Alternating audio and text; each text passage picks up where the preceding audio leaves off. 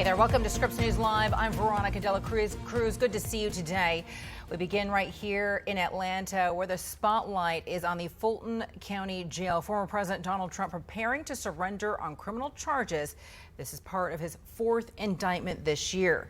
Trump will be turning himself in at the notorious Fulton County Jail, indicted on more than a dozen counts, accused of trying to overturn the 2020 election in Georgia. Trump already agreeing to a $200,000 bond and other conditions for release ahead of his surrender. Now, security is tight around the jail. Streets have been closed down ahead of Trump's expected arrival, which should happen in just a few hours from now.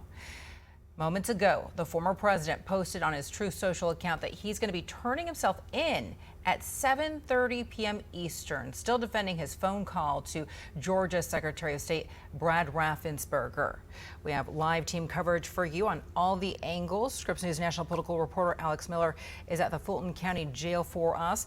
And then just a short distance away at the Fulton County Courthouse is where we find Scripps News anchor Del Walters, who's standing by live. So Del, this is an unprecedented moment in U.S. history. A former American president charged in a fourth criminal case with potentially far-reaching consequences. Now, in just the past hour, his former chief of staff, Mark Meadows, was booked at the jail. So do us a favor right here, Del. Set this scene for us. What can we expect? Veronica, I think it's important that we basically take a step back and think about what you just said. A former president of the United States is on his way to Fulton County, Georgia, where he will turn himself in, surrender at the jail sometime this evening around 6:30, 7:30 this evening. Also today, his former chief of staff surrendering at that same jail. Not since Watergate have we seen anything like that. That mugshot, by the way, when they are booked, fingerprinted, and mugshot, it will join 18 other criminal conspirators in this case, alleged by the Fulton County DA, who says that the conspiracy was actually launched inside the White House leading up to what we now know as January 6th. On one side, the former president of the United States, and oddly enough, on the other side, Republicans here in Georgia, among them the governor, Brian Kemp, who says he received that angry phone call from then President Donald Trump. Take a listen. People in that crowd said it was the most beautiful day they've ever experienced. There was love in that crowd. There was love and unity. There's a level of passion that I've never seen. There's a level of hatred that I've never seen, and that's probably a bad combination. Anytime you have mail-in ballots, you're going to have massive cheating on your elections. Anytime, but not just the presidential election. Anytime you have... Isn't that the whole point of them? So yeah. You can oh, cheat? yeah.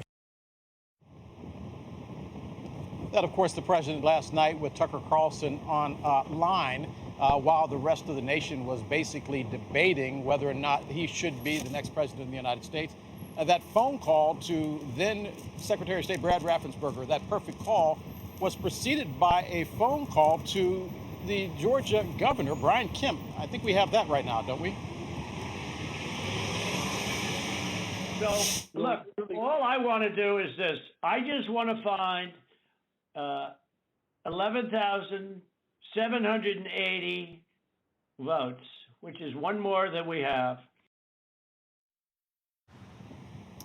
And that is what this is all about. 3 years later, 3 years after that so-called perfect phone call, the former president of the United States still maintaining that the election was stolen despite all of the evidence that followed, 60 court cases, and also the governor of Georgia saying that 3.5 years later, if anyone has evidence to the contrary, please bring it to them, saying that they have now investigated.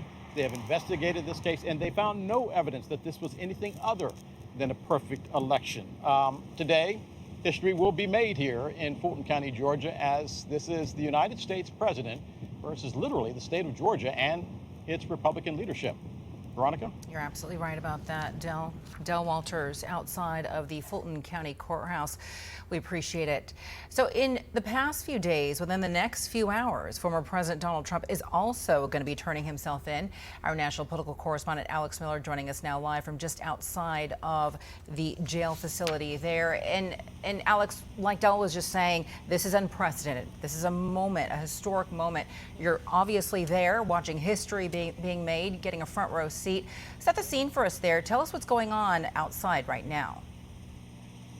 Well, this is a really big facility, and they have decided to block off the road, really where I am, around it to make sure that most cars are not able to go through. The cars that we've been seeing go back and forth are from the sheriff's office specifically, and they've been really strict about who is walking through here. A couple of members of the media were just walking through. They stopped for even just a couple of seconds, and you could hear the radio from the car telling them to get off the grass and go where they're going. So they're trying to keep this as locked down as possible, but obviously there was a ton of media, and just where the courthouse is situated, we all can't be in the same place. So there's media where I am, there's media around the corner, as you know, everybody tries to get a spot and get near where these defendants are entering. But yeah, as you mentioned, this is obviously a historic day, particularly because this is a booking like we haven't seen with the other 3 indictments. Yeah, you're right about that. And Trump was expected to show up at 5 p.m. Eastern. We're now hearing that time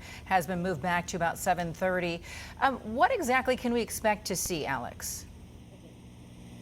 Well, according to the sheriff's office, he's going to be treated like anybody else. He's going to go into the building behind me. He'll have to go through a security checkpoint, and then he'll get fingerprinted. He'll have to give some personal information, and then he's going to get that mugshot. That's what we have not seen thus far, but the sheriff's office says that they see no reason why he wouldn't get one just like everybody else. And so when you look at this process, it's just very different. He has agreed to this $200,000 bond. He has new legal representation as of this morning here in Georgia. He switched them out. They will be accompanying him to this booking. But when he comes out, he's able to go home. He's going to go right back to the airport, most likely, and get on a plane. If he is going to be arraigned, Veronica, it's going to be in a couple of weeks. There's a chance that this could be virtual, it could be canceled, or he'll have to be back here. But it's so different than what we have seen in the past, where he went to a courthouse, whether he was in Miami, in Washington, D.C., in New York City. He went into a courthouse, was booked there, had the arraignment right after. That is just not the case here. I think it's worth noting that Fulton County Jail has an especially bad reputation here, so bad that the Department of Justice has opened up an investigation into really terrible conditions here. Obviously, the former president is not going to be subject to that, but it is worth noting that he is about to go through a facility that really any other defendant goes through. In the meantime, Alex, we know that 19 defendants have until tomorrow at noon in order to turn themselves in. What have you seen so far? Who has surrendered, and what is the timeline like for the rest of the defendants to surrender here?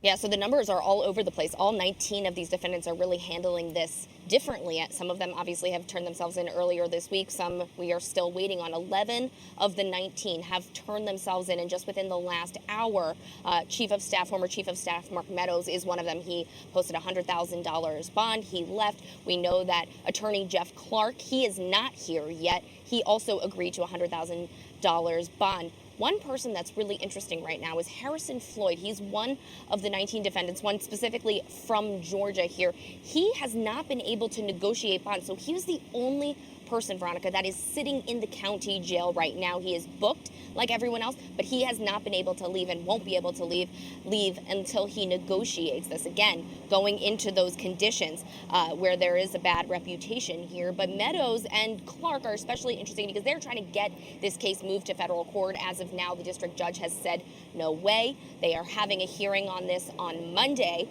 where somebody like Secretary of State Brad Raffensperger has been asked to testify. So we're going to start to see each individual defendant handle these cases differently. Ken Chesborough has asked to have his case moved up to have a speedy trial. So now we have the district attorney, Fani Willis, suggesting late October. Obviously, the former president doesn't want to do that. So he has asked to have his case severed from the district attorney. So you can see how all 19 of these cases are about to get very complicated as everybody has multiple people representing them, not just from Georgia, but from other places. And everybody is trying to work through the best way to handle their own individual cases, though at the moment right now, they are all tied together. Yeah, and you factor Trump's calendar into that mix, and there's just a lot going on. I wanted to go ahead and circle back to the one defendant who is sitting inside of that county jail right now. Can you give us a little bit more information on how long he's been there? He went in today, and we don't know how many hours he's been in there, but it's within the last, I would say, hour or two that we've started to get that information. The the jail sent out a press release just a couple of minutes ago saying as such. They said that he has been booked and that he hasn't been able to leave, and that he's the only one who hasn't posted bond. And so he's really the only one that's going to be stuck in there until he figures out an agreement. It's unclear what his attorney's situation looks like and if he has anybody really negotiating on his behalf. All right, Alex Miller reporting live from just outside of the Fulton County Jail. Alex, thank you. We'll be circling back. Criminal defense attorney Bill Swore joining me now live. Bill, thank you so much for your time today. Always nice to see you. Now, we know that Trump is due to surrender in Atlanta in just a few hours from now. He was slated to do so around 5 o'clock, and that time has now been pushed back to about 7:30. And we've been listening in on the booking process. What exactly happens when these defendants are booked? Now, I'm going to assume that Trump's booking process is going to look slightly different, mainly because of Secret Service. What should we expect? Well, you hit the nail on the head. He's going to be accompanied by Secret Service agents in the door and into the secured area. And then once he gets there, the process, I assume, will be pretty much the same as for any other defendant. He'll be asked personal background information, identification information. He'll have his fingerprints and photograph taken, and he'll then post the bond that he's agreed to, and he'll be released. And I wanted to go ahead and ask you a little bit about what's happening with his attorneys, because we've heard some major news that he has already replaced a top Georgia attorney in this case. He did so just hours ago. And we've seen him do this numerous times, Bill. How significant is this? Does it signal anything here? Well, we know with Mr. Trump, he goes through lawyers. I don't know why he would discharge Drew Findling.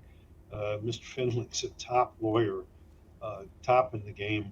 So I'm really not sure. But certainly it's Mr. Trump's right to pick and choose his lawyers as he will.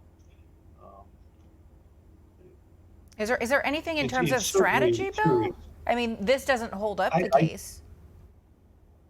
It won't delay the case because the case is just starting. And his new lawyer can't claim that he needs more time simply because they've known this ahead of time. So it would be unlikely. So he is being booked on 13 different charges, at least 13. How serious is this case? Do you expect that he will face jail time? He's charged with a crime that is punishable by imprisonment. So yes, he's facing prison time.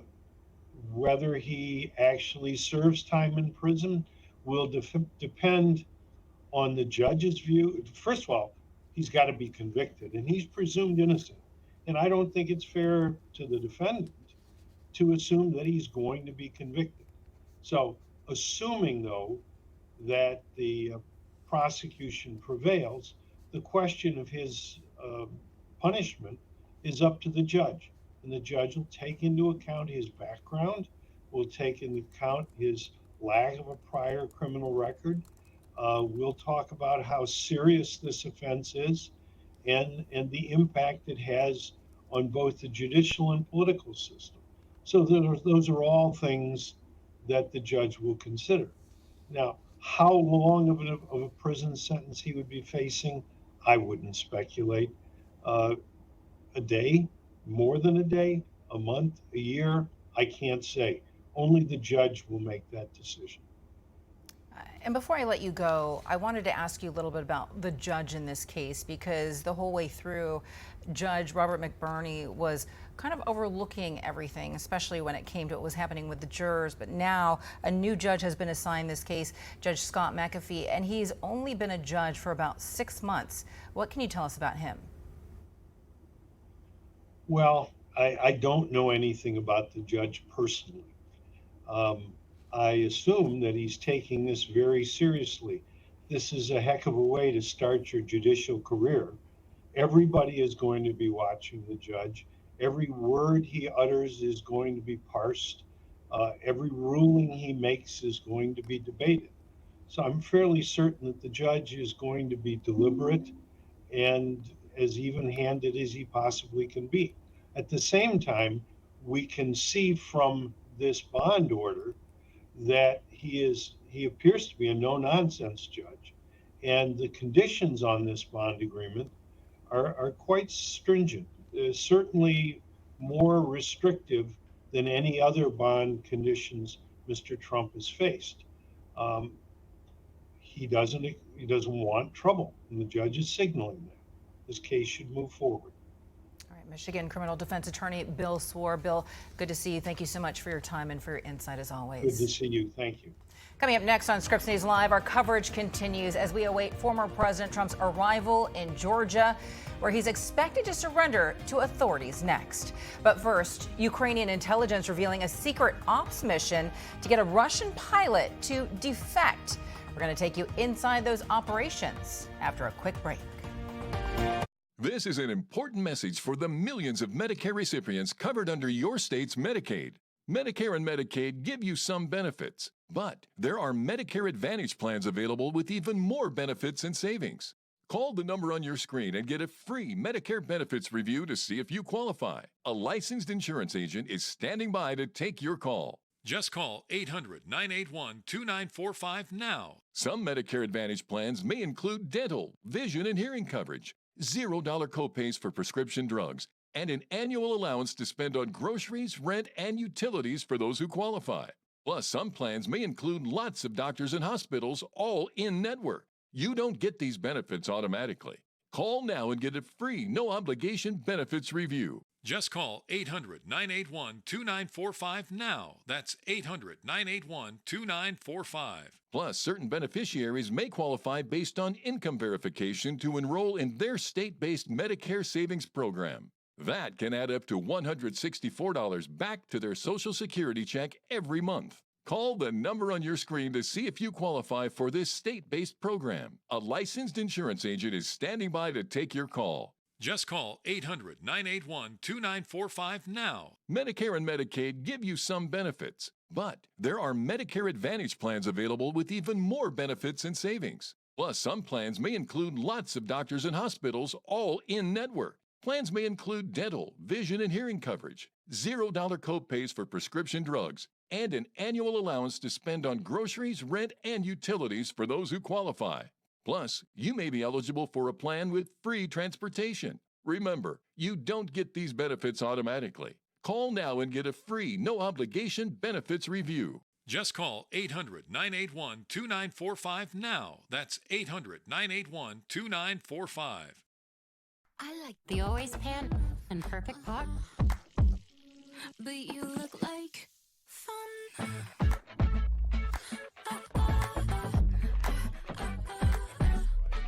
Only at our place. Window Wear Project helped me find the strength to go further than I ever thought possible. I was able to come out of my shell and really connect with others. So I can feel like part of a team, part of the community again. It's possible to live better. It's possible to have a voice and to be heard. To feel understood. To find peace. Because I've experienced firsthand that anything is possible.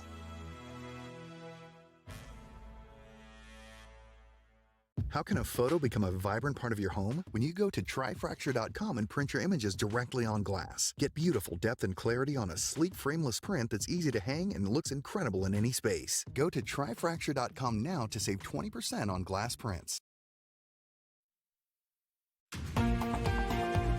Welcome back to Scripps News Live. It is 18 minutes after the hour here in Atlanta. We're looking at a mugshot here of former Chief of Staff Mark Meadows after he was booked and processed into the Fulton County Jail about an hour ago now. His bond was set at about $100,000.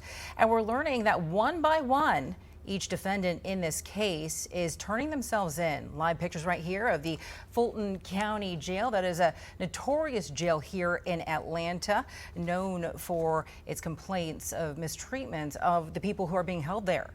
Now, Donald Trump is expected to surrender tonight at 7:30 p.m. Eastern. He'll be taking off from his golf club in Bedminster, New Jersey, and then touching down here in Atlanta, turning himself into authorities at 7:30 p.m. Eastern. Scripps News Live is covering it all for you. Our Del Walters and Alex Miller are live on the ground. Want to get you some other news at this hour. Russian President Vladimir Putin now speaking out after the reported death of Yevgeny Prigozhin, the mercenary leader believed to have died in a plane crash on Wednesday. His name was on the passenger list. The Associated Press is now reporting that intelligence officials believe the crash was intentionally caused by an explosion. Now, Prigozhin led the biggest challenge to Putin's authority in decades, leading a short-lived attempted coup against Moscow in June. Putin responded to the crash today, offering his sincere condolences. He added that Russia's investigative committee is looking into the crash. And it's been a week of Ukrainian military intelligence and special forces missions that are no doubt getting under Russian President Vladimir Putin's skin, with video now emerging of 3 apparently successful operations, all of them significant and for Moscow, embarrassing. Scripps News international correspondent Jason Bellini joining us now live from Washington with the details here. So, Jason, tell us more about these 3 operations. What do you know right now? Hi, Veronica. Well, we've known for quite some time now that Ukrainians are making a central strategy out of attacking behind enemy lines, the Russians, using drones, using missiles. This week, we're beginning to learn about more that's happening behind the line and behind the scenes. It's the rare prize of a daring intelligence operation and defection.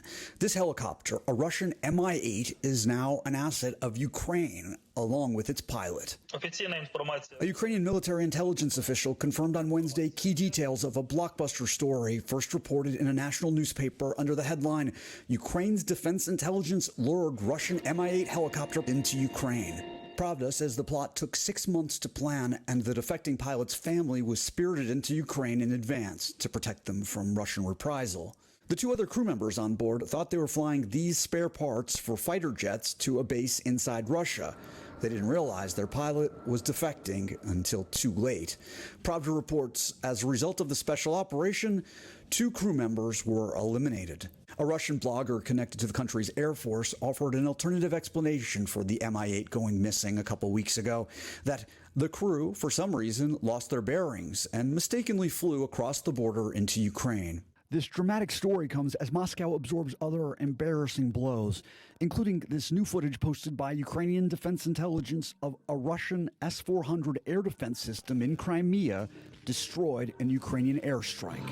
Ukrainian intelligence the very next day released this video of a joint mission with the Ukrainian Navy, a raid near the same area in Crimea as the destroyed Russian air defense system. It was the first known on-land mission by Ukrainian forces on the peninsula so sacrosanct to Putin. Jason Bellini, Scripps News. We just heard this morning about this raid in Crimea. Now, there aren't many details that the intelligence ministry is offering, but what they did say is that the goals were accomplished. What those goals were, they said, we may know more about that later. But they also posted the Ukrainian flag on Crimean territory, which they consider Ukrainian territory that's been under the control of the Russians since 2014. The message, take that, Putin. Veronica? All right, international correspondent Jason Bellini. Jason, thank you so much. A Moscow court, in the meantime, extending Evan Gershkovich's detention by another 3 months. Russian state media reporting Gershkovich will stay in jail through November 30th. The Wall Street Journal reporter arrested on espionage charges back in March. Both Gershkovich and the Journal have denied those allegations. We've got some new data out from the Labor Department, which shows fewer Americans are filing first-time jobless benefits. As of last week, claims were down to 230,000, which is a drop of about 10,000 from the week before. While that hints at fewer layoffs last week, the U.S. labor market is still running hot, despite efforts by the Fed to cool the economy and slash inflation. Annual payroll data from the Bureau of Labor Statistics also shows job growth was weaker than expected, falling short by about 306,000 jobs. And that amounts to roughly 25,000 fewer net jobs added every month, which is only a 0.2% adjustment. Now to Michigan, drivers there will likely have to pay more for their car insurance as the number of crashes goes up. Numbers from the Michigan State Police show an alarming 4% increase in crashes last year. Work zone crashes were up 28%. Deadly crashes in work zones up 15%. Fatal motorcycle crashes also went up about 4%. 1,100 Michiganders died in traffic crashes last year, and those losses could impact everyone. Insurance companies have to kind of take a look at the whole market and figure out how they're going to make their rates based on what the expected expenses and costs are for the following premium year. So all of that gets put back into and spread across all drivers, and then gets individualized depending on factors that may impact your personal situation. Car insurance rates are up 14% nationwide from last year, costing drivers nearly $250 more a year. In other business news at this hour, a slowdown in construction for Boeing 737 MAX. The company says its manufacturer, Spirit AeroSystems, found a flaw. It affects a component that maintains pressure when the plane is at cruising altitude. Boeing says only certain aircraft were affected and there are no immediate safety concerns, but new plane deliveries to airlines might be delayed. Overseas now to China, which says it's no longer going to import seafood from Japan. It's all in response to Japan releasing treated radioactive water from the Fukushima nuclear power plant. An earthquake and tsunami critically damaged the plant about 15 years ago. The water release began at midnight Eastern, and Tokyo Electric Power Company is saying it is monitoring the release and will halt it if any abnormalities are detected. China is calling the release, quote, selfish and irresponsible. Well, the pumpkin spice latte is officially back at Starbucks today. But if you wish the four-legged members of your family could join in on all the pumpkin spice fun, well, Krispy Kreme heard your calls. National Dog Day happens Saturday, and the chain is going to sell Pupkin Spice Doggy Donuts. That's Pupkin and not pumpkin. They are biscuits and not donuts, and 4 flavors are going to be available at participating locations. The promotion lasts through Thursday. I'm Veronica De La Cruz. Thank you so much for joining us. For the audience leaving us right now, your local programming is up next. And don't forget to check us out online. The address, scripsnews.com. Now, if you're staying with us, we have much more news headed your way right now on Scripps News Live. Coming up, parents and community members demanding action in Tennessee. We're going to have more from Nashville and the special session focused on public safety after a deadly school shooting. We'll have the details straight ahead. And we're also going to take you back to our continuing coverage of former President Trump preparing to turn himself in as he faces charges for allegedly trying to overturn the 2020 election in Georgia.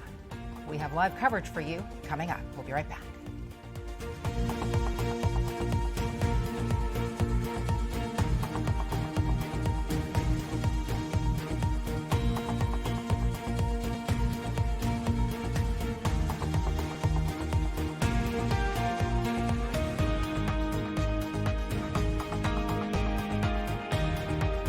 If you're living with diabetes, this is the sound that could change your life. Great news for people living with diabetes. Now you can wear a continuous glucose monitor and eliminate routine finger sticks. The days of repeated, painful finger sticks are over. Call 800-820-9953. If you use insulin daily to manage your condition, a continuous glucose monitor could help you control your diabetes and reduce or eliminate those painful finger sticks. If you have Medicare or private insurance, US Med can deliver a CGM system right to your door. And if you qualify, there may be little or no cost to you. Shipping is free, and we'll even bill your insurer directly. Call now to get your continuous glucose monitoring system so you can take control of your diabetes and get back to enjoying life. Call 800-820-9953. That's 800-820-9953. How does Klein & Spector get among the most big verdicts and settlements of any law firm in the country? Because Klein & Spector is an award-winning team with 5 doctor lawyers, the most of any firm in the United States. And that's why the New York Times calls Klein & Spector a powerhouse law firm. So if a defective product, motor vehicle accident, or medical malpractice caused a catastrophic injury, call Klein & Spector. This is Mary Ann's first time visiting Paris. Où allez-vous? Before Mary Ann packed her bags, before she attempted her first sentence in French, she downloaded Babbel. So when it came time to tell the cab driver to take her to the Hotel Pierre, J'aimerais aller à l'Hôtel Pierre. Oh, c'est très bien. Babbel focuses on natural conversation. You can speak and pronounce with confidence. Start speaking a new language in 3 weeks at Babbel.com. Let's get you up to date on some of our top stories right here. 3 people are dead, several others injured after a shooting at a biker bar in Southern California. It all happened at Cook's Corner Bar in Orange County. Police say a man, 59-year-old John Snowling, fired into a crowd. Deputies later shot and killed him at the scene. Snowling is a former Ventura police officer, and it's believed he was targeting his estranged wife in the shooting. Mortgage rates hitting another high this week. Freddie Mac saying that the average long-term U.S. mortgage rate now stands at 7.23%, and that is up from 7.09% last week and 5% a year ago. High rates can add hundreds of dollars a month in costs for borrowers. Would-be borrowers are already facing rising home prices and low supply. And if you feel like getting up very early or maybe just staying up very late, then you could probably see the launch of the SpaceX Falcon 9 rocket. NASA says everything looks good for the joint mission. The rocket will be carrying members of Crew 7, which includes a team from the United States, Japan, Europe, and Russia on the Dragon capsule. They're going to be on the International Space Station for about 6 months, and that launch is now set for 3:50 a.m. Eastern tomorrow morning. Set your alarms.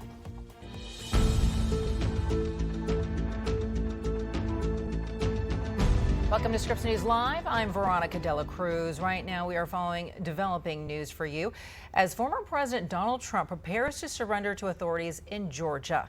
He and 18 other co-defendants facing charges after allegedly trying to overturn his 2020 election loss in the state. And now we've learned the House Judiciary Committee is planning to question the prosecutor who led the Georgia investigation. Committee members want to know whether Fani Willis coordinated her investigation with the U.S. Justice Department. They'll also plan to ask whether she used federal money in her probe. The committee asked Manhattan District Attorney Alvin Bragg similar questions after a New York grand jury indicted Trump for falsifying business records in an alleged hush money scheme. This is a historic day right here in Atlanta. We have our team in place for you. Scripps News national political correspondent Alex Miller live for us at the Fulton County Jail. That's where Trump is expected to turn himself in just a few hours from now. And then 4 miles down the road, Scripps News anchor Del Walters is standing by live. He is at the Fulton County Courthouse. So Del, let's go ahead and begin with you right here. The former president now due in Atlanta in just a few hours from now. We're expecting him at 7:30 p.m. Eastern. Now he is being charged in a 4th criminal case, and his last chief of staff, Mark Meadows, was just booked into the Fulton County Jail as one of Trump's 18 co-defendants. So we understand that security is most likely tight in Atlanta right now. What are you saying? It is tight, but it is also curious, to tell you the truth. Everybody is wondering what is going to happen, because if past is prologued, everyone was tense on January 6th, and then things exploded. There are not the crowds that we saw on January 6th at any location in Georgia so far, but then again, it is early. We still have several hours, as you pointed out, before the president will touch down here in Georgia and then head to the Fulton County Jail, where he will probably be arraigned somewhere around 7:30, 7:45 this evening. Then he will be booked, fingerprinted, and his mugshot taken. That mugshot now joining 10 others who have already gone through the process, Mark Meadows, his former chief of staff, being the very latest. This is an interesting case because on one side, you have the former president of the United States. On the other, you have Republicans in Georgia, among them the Secretary of State, Brad Raffensperger, and also the governor, Brian Kemp, who says he received an angry phone call from then President Donald Trump. Take a listen. He was mad at me. I was not mad at him. I told him exactly what I could and couldn't do when it came to the election, and I followed the law and the Constitution. That's a lot bigger than Donald Trump. It's a lot bigger than me. It's a lot bigger than the Republican Party. And that is what this case is all about, because 3.5 years later, the former president still maintains the election was stolen from him. We heard that from his attorney, Rudy Giuliani. We heard that from John Eastman outside the Fulton County Jail as well, which is why, oddly enough, this case goes back to a simple phone call from then President Donald Trump to Secretary of State Brad Raffensperger, looking for those 11,780 votes. Take a listen. So, look, all I want to do is this. I just want to find 11,780 votes, which is one more than we have. And Veronica, that is what brings us to where we are today, because as you were speaking, I was thinking back 50 years ago to Watergate. 50 years ago, the walls were closing in on the Nixon administration, his chief of staff, and others in the White House.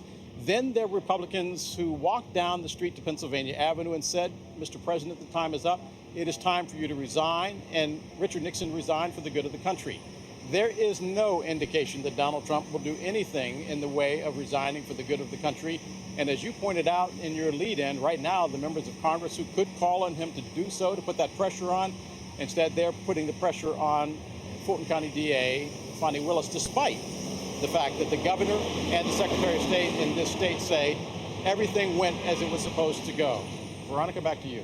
That's right, Del Walters, right there outside of the Fulton County Courthouse. We appreciate it. We want to go ahead and take you about 4 miles down the road to the Fulton County Jail. That's where our national political correspondent Alex Miller has been standing by live for us. So, Alex, I know that it's quite busy there. There has been an absolute media crush, a media circus, if you will, watching and waiting for the former president to arrive. We know he's going to arrive around 7:30 p.m. Eastern. Take us through this process and give us an update. Who else has surrendered so far? So out of the 19, we've seen 11 surrender so far, and 18 of the 19 reach bond agreements. And that number is interesting because all of them have at least reached this agreement, except for one named Harrison Floyd. He is actually currently sitting in the jail behind me because he has not reached an agreement. So he turned himself in, but he didn't get booked like the rest of them, or the rest of them will whenever they do decide to show up here. Now, the former president, when he gets here around 7:30, according to him, will go through the same process that the other 11 who have already walked through the doors behind me have gone through. They'll go through security, then they will be fingerprinted. They'll have to give personal information, and then he's going to have to take a mugshot. This is something we have not seen in the other previous 3 indictments. He has agreed to a $200,000 bond at the advice of legal counsel. He got new legal counsel, though this morning they are going to be accompanying him here today. That legal counsel straight out of Georgia, because it is required that you have local counsel representing him. He also, though, had to agree not essentially to intimidate witnesses, other co-defendants, potential victims, including on social media. That's obviously something that we've seen other judges try to enforce as well. Whether or not it's worked so far is kind of up for debate. But this is a different situation than one that we've seen in, whether it was Miami, New York City, Washington, D.C. They've all been at a courthouse. He's gone in, been booked there, had his arraignment, and been able to go home. Here, he's going to come in and get booked at this jail. And then if there is to be an arraignment that he has to be at in person, it will be in a couple of weeks. There's a chance that it could be virtual or canceled altogether. But regardless, it's in a separate location at a separate time. And so just a really different vibe here, I think, than the other indictments or the other arraignments and bookings that we've seen before. Yeah, I think the biggest thing that is going to be different in this is that cameras will be allowed in the courtroom, which is something that we haven't seen. And that will make it truly historic. But a lot to kind of wrap our heads around here, Alex. There are so many different players in this case. There are 19 different defendants, a number of different charges.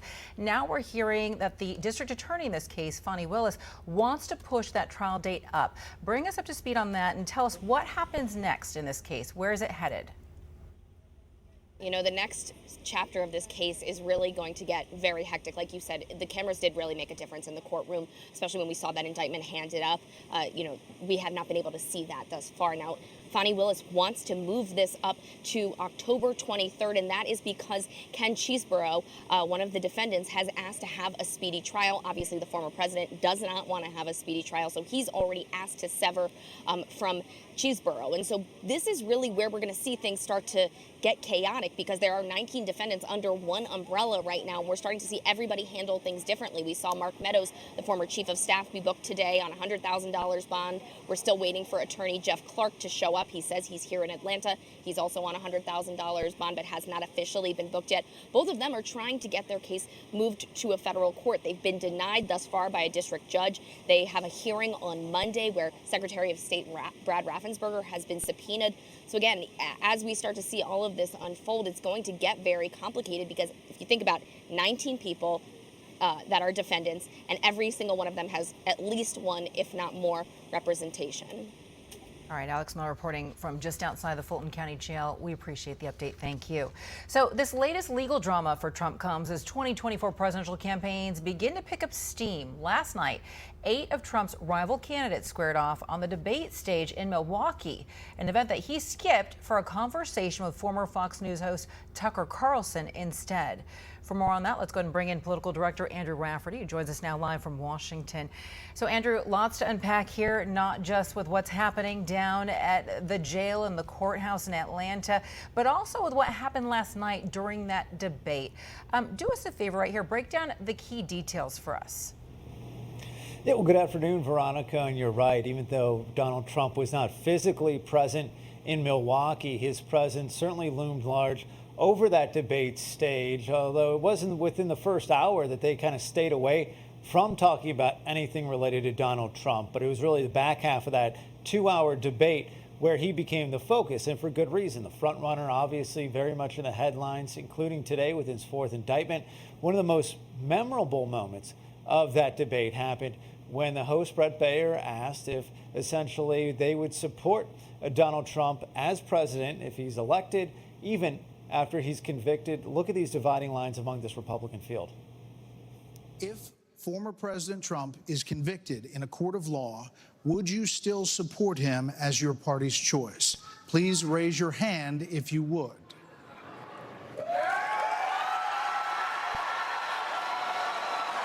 The conduct is beneath the office of President of the United States.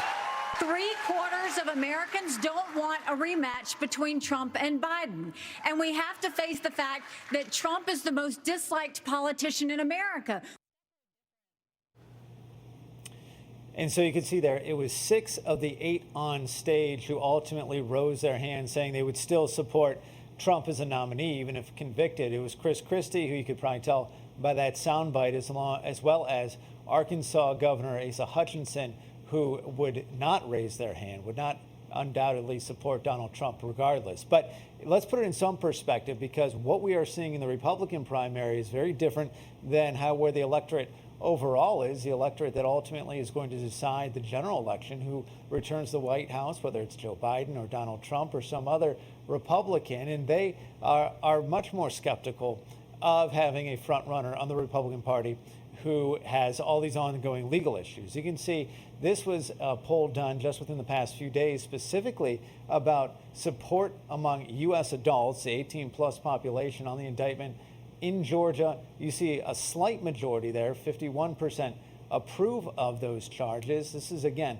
the bigger picture. This isn't just the Republican Party. And so what we've talked about before is how much of a bump this has given Trump politically, but there's a lot of signs that point to the fact that this could be a short-term bump, that it is a very moment in time where he's able to capitalize among the Republican electorate, but that doesn't necessarily translate to ultimately the campaign he would be running if he's a nominee come next year.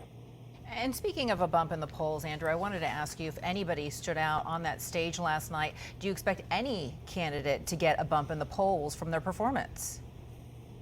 Well, look, I think the Vivek Ramaswamy campaign was very happy with how last night went. You could see a lot of the headlines today are about how he sort of drew the attention towards him, as well as folks like Nikki Haley. Also, their campaign was very pleased with how things went. Mike Pence had a couple notable moments specifically around his role in January 6th. I think taking a step back here, it is important to remember just how far ahead Donald Trump is right now and just how much is actually up for grabs among the electorate in places like Iowa and New Hampshire, those early primary voting states that are going to decide the tone of the campaign, the Republican campaign, in the first months of 2024. And so, you know, the Donald Trump campaign would say that they actually were the winners last night because of how many people watched that Tucker Carlson interview. But it is important to remember just how much of the electorate seems to be in his camp right now, Veronica. All right, Andrew Rafferty reporting live from Washington. Andrew, thank you so much. Coming up next on Scripps News Live, lawmakers in Tennessee trying to tackle gun legislation, the divide between the parties and the movement so far. And a quick reminder, we'd love to hear from you. Give us a call on our Scripps News viewer hotline toll free. That number is on your screen. It's 1-833-4SCRIPPS. Again, it's 1-833-472-7477. Feel free to share your comments and your story ideas. I used to think all doctors were the same. Then I switched to Oak Street Health. You see, this isn't your typical doctor's office. Instead of waiting around for me to get sick, they focus on keeping me healthy and feeling good. Hey, still got it. Zion. No sugar, right? And the best part, everyone at Oak Street Health is experienced with people my age. At Oak Street Health, we specialize in caring for older adults like you with a focus on keeping you healthy. So don't wait. Call today. Zion, we're ready for you. Here people get to know me the old-fashioned way. By listening. This guy takes all the notes, so my doctor is all eyes on me, and I'm never rushed out.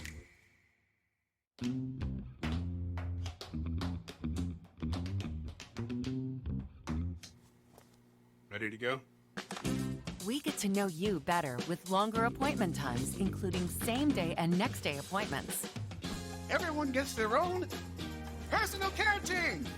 And whether it's doctors, nurses, social workers, mental health support, even someone to help me understand my Medicare benefits, they all work together for me, myself, and I. Not to mention a 24/7 patient support line. We customized a plan for him, and we can do the same for you. Getting the care you need has never been easier because our team members work together to handle all your healthcare needs. And you get all this with no extra cost. They even gather all your medical records and health history, so switching to their doctors is easy. And you can keep living your life your way. At Oak Street Health, we specialize in caring for older adults like you. Call 800-967-2157 to schedule a visit and see why we are the only primary care provider to carry the AARP name. Oak Street Health. What should we do? I'm going to CashNetUSA.com. I can apply in minutes, and if approved, we can have the money as soon as the same business day. Go to CashNetUSA.com to apply for the money you need.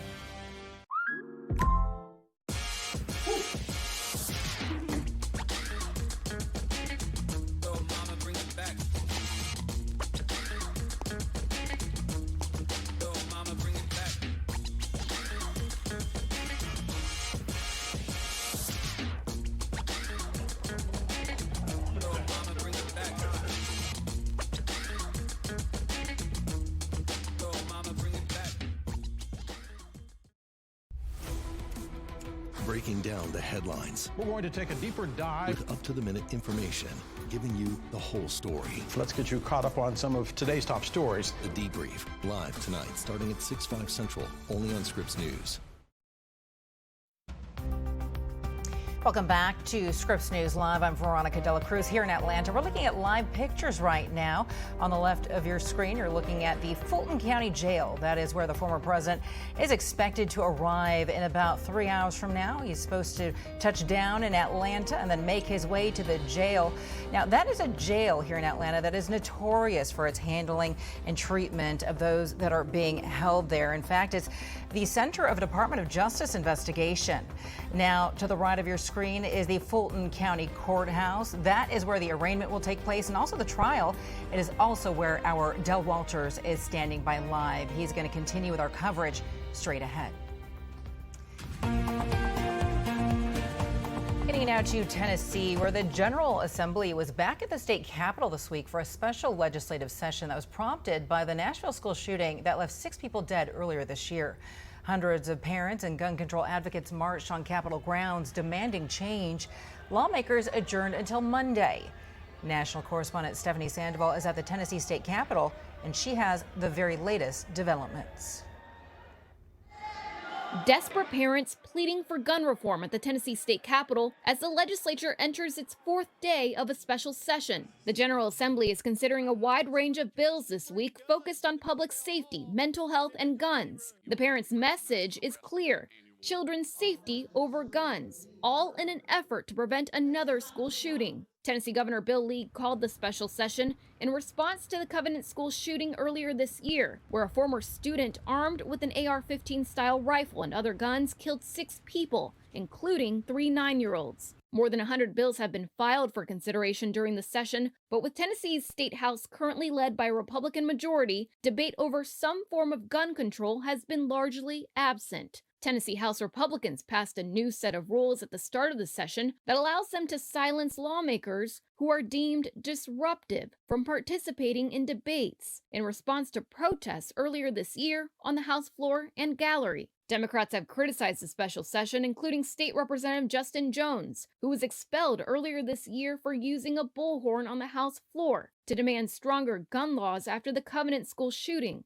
This is our special session that was supposed to be around gun violence, but what we see is a party more concerned with stifling and stopping free speech and dissent than they are about stopping the gun violence that is plaguing our community and state. So far this week, parents were escorted out of a committee hearing for silently holding up signs. That's not what democracy looks like. And later, the entire room told to leave because of clapping. All right, troopers, let's go ahead and clear the room. When moms are thrown out of committee meetings for holding an 8x11 sign across their chest, like this one actually, but guns are allowable in committee, there is a whole new brand of malfeasance and irrationality happening at the Capitol. Protest signs are back at the Capitol after a judge agreed to temporarily block the new rule that banned handheld signs in House hearing rooms and House galleries. This after the ACLU in Tennessee said it filed a lawsuit Wednesday to protect free speech. Mr. Chairman, you have 9 ayes and 9 noes. A tie vote, the bill does fail, does not move on to finance. And a win for parents Wednesday. A bill that would have relaxed restrictions on who could bring guns on public school campuses failed after a heated debate. The bill's sponsor, Republican Representative Chris Todd, defended the bill before it was shot down. Of the 28 states, many of those states, since they've enacted this type of law, have had 0 school shootings at all. 0. The proof is in the pudding. And on the Senate side, lawmakers have only passed a handful of bills, including one that would provide free gun locks to Tennesseans who request them and removes state sales tax on gun safes.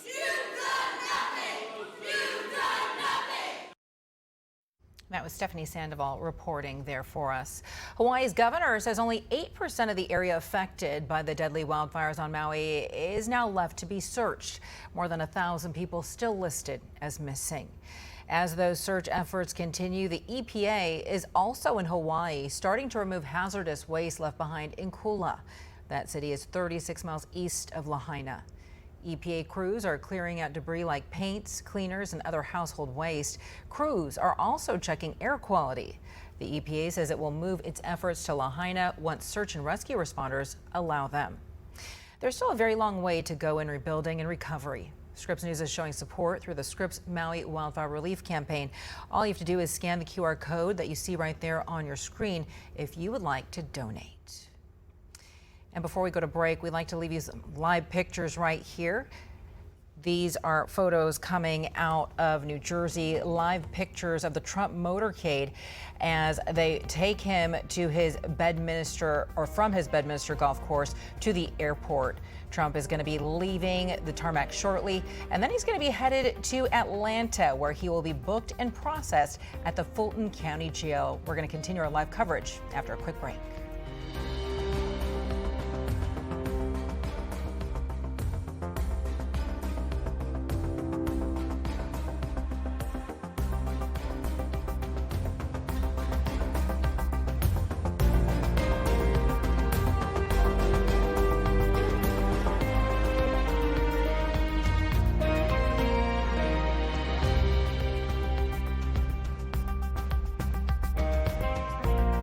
This is an important message for the millions of Medicare recipients covered under your state's Medicaid. Medicare and Medicaid give you some benefits, but there are Medicare Advantage plans available with even more benefits and savings. Call the number on your screen and get a free Medicare benefits review to see if you qualify. A licensed insurance agent is standing by to take your call. Just call 800-981-2945 now. Some Medicare Advantage plans may include dental, vision, and hearing coverage, $0 copays for prescription drugs, and an annual allowance to spend on groceries, rent, and utilities for those who qualify. Plus, some plans may include lots of doctors and hospitals, all in-network. You don't get these benefits automatically. Call now and get a free, no-obligation benefits review. Just call 800-981-2945 now. That's 800-981-2945.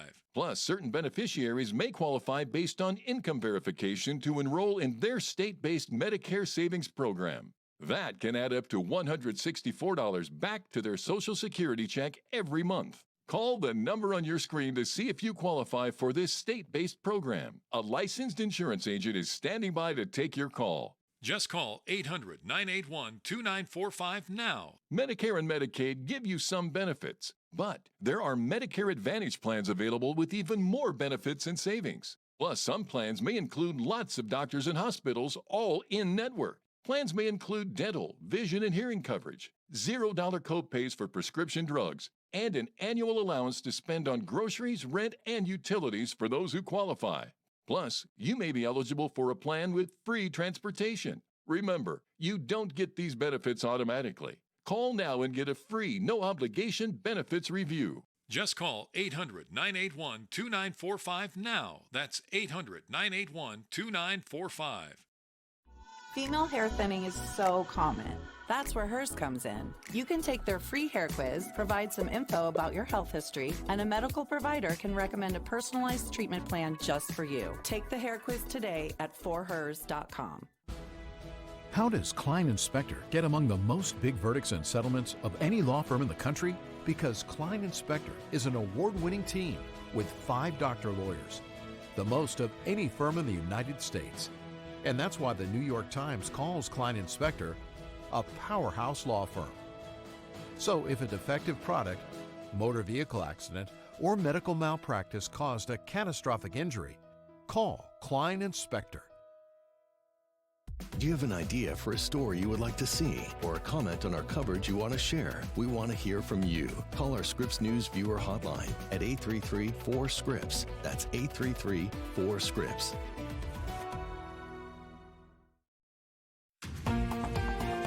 Welcome back to Scripps News Live. We're looking at pictures right here on the left side of your screen of the former president's motorcade. Former President Trump now making his way to Atlanta to be booked and processed. He has been charged on more than a dozen charges related to his alleged attempts to overturn the Georgia election results in 2020. That is happening on the left-hand side of your screen. Now on the right, that is the Fulton County Jail where the former president is expected to arrive at 7:30 p.m. Eastern. Our Dell Walters and Alex Miller are live there on the ground, and they will continue our coverage for us. I want to get you to some other news at this hour before I go. Barbie. Now Barbie heading from one big screen to another. The biggest movie of the summer is now heading to IMAX. I don't have anything big planned, just a giant blowout party with all the Barbies and planned choreography and a bespoke song. You should stop by. So Warner Brothers is saying that Barbie hits the IMAX screen starting September 22nd. We'll be right back. I was having problems with my legs and my feet.